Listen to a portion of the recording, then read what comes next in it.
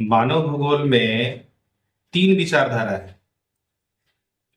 और मानव भूगोल का जो तीन विचारधारा है उसमें सबसे इंपॉर्टेंट और पहला विचारधारा जो है, प्राचीन विचारधारा, वो है नियतिवाद। नियतिवाद क्या है? मानव भूगोल की सबसे प्राचीन विचारधारा जिसके अनुसार मानव प्रकृति का दास है। मानव प्रकृति से कभी जीत नहीं सकता है। प्रकृति श्रेष्ठ है क्योंकि प्रकृति से ही हम अपनी सभी आवश्यकताओं की पूर्ति करते हैं। प्रकृति पर ही हम निर्भर हैं। हमारा जीवन प्रकृति पर आधारित है, इसलिए कभी भी हम प्रकृति से जीत नहीं सकते हैं। तो मानव भूगोल की सबसे प्राचीन विचारधारा नियतिवाद है, जिसके अनुसार मानव प्रकृति का दास है।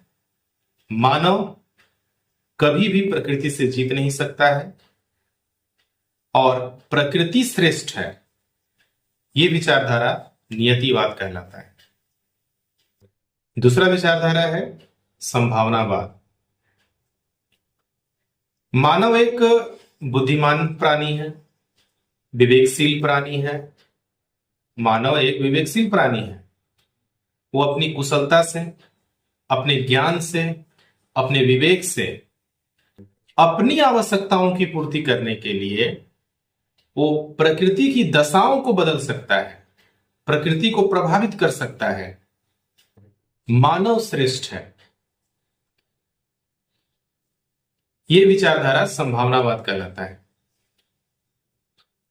संभावनावाद में यह बताया गया है कि मानव जो है अपनी कुशलता से, अपने ज्ञान से, अपने कौशल से प्रकृति की दशाओं को बदल सकता है। जैसे हम नदियों में डैम बना देते हैं, पुल बना देते हैं, बीमारी हुआ तो दवाई बना लिए, इलाज उसका खोज ले। देखो कोरोना हुआ, कोरोना महामारी 2020 में फैला और आज देखो पूरे विश्व में कोरोना का कहीं पर भी केस मिलता नहीं है, क्योंकि वैक्सीनेशन हो गया। तो वैक्सीनों का आविष्कार हो ना, ठीक है। आज कई ऐसी बीमारियां हैं जिसका इलाज हम लोग खोज लिए हैं, यहां तक कि कैंसर का भी इलाज होने लगा है। तो मनुष्य जो है, मानव जो है विवेकशील प्राणी है। वो प्रकृति की दशाओं को बदल देता है। आज देखो, जब लाइट का प्रॉब्लम था, अंधेरा हो जाता था, तो हम लोग बल्ब बना लिए, बिजली का खोज कर लिए। आज कूलर है, पंखा है। आने जाने का साधन नहीं था, तो आज देखो हम लोगों के पास हवाई जहाज होने के लिए। कभी इंसान कभी सोचा नहीं होगा एक समय कि इंसान उड़ भी सकता है, और आज देखो इंसान चांद तक पहुंच जा रहा क्या है? क्योंकि मानव के अंदर क्या है?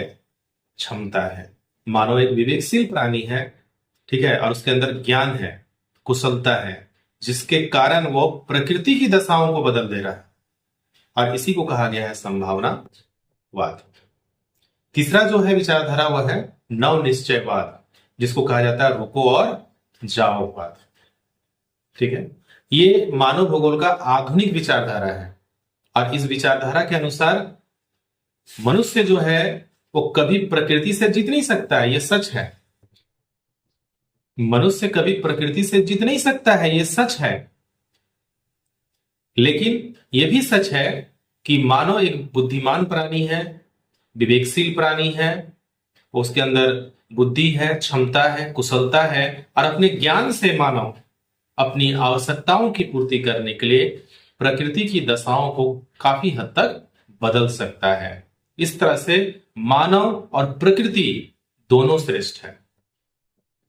तो नव निश्चयवाद जो विचारधारा है, या जिसको रुको और जाओवाद कहते हैं, उसके अनुसार मानव और प्रकृति दोनों श्रेष्ठ है।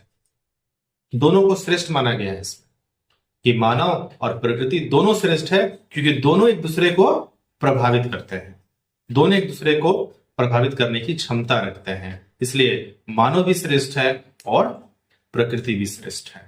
तो ये विचारधारा कहलाता है नव निश्चयवाद, और इसी को कहते हैं रुको और जाओवाद। प्लीज सब्सक्राइब करें, लाइक करें और शेयर और कमेंट करना ना भूलें।